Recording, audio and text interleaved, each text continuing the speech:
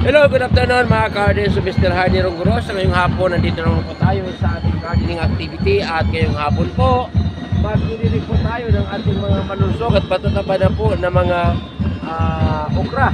So makikita po natin na malapit na po talaga mamulaklak at hindi po talaga namumulaklak na. Kaya po kinakailangan po natin malagaan ng tama itong ating mga okra. So kinakailangan diligan po natin ito umaga at hapon, especially po na masyadong matindi ang init ng panahon. So tara, samahan niyo po dahil magdidilig na po tayo ngayong hapon.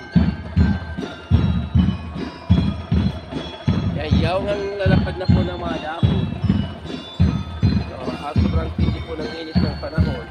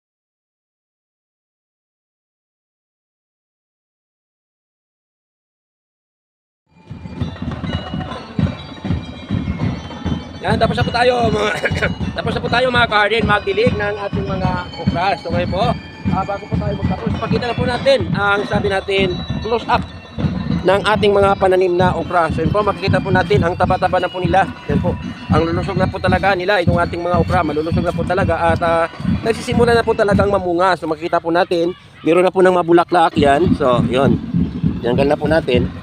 So ang taba-taba na po nitong ating mga pananim na okra. At ngayon po may papakita po ako sa inyo, meron na po talaga ng bunga. Yan. So yun, so makikita po natin, meron na talaga ng bunga. Kaya sabi natin, tuloy-tuloy na po itong pamumunga ng ating mga pananim na okra. So mga garden, kung nagustuhan nyo yung ating video para po sa araw na ito, so kakalimutang i-like, i-share at sundan nyo po ako sa aking YouTube channel at Hardin Gross, sa aking Facebook page at George de Rapsing Farm at sa aking Facebook account at George Tobieron Rapsing. So maraming salamat sa inyong panonood. Kita-kita tayo ulit sa mga susunod na video ang aking i-upload. Bye bye, God bless us all and follow for more.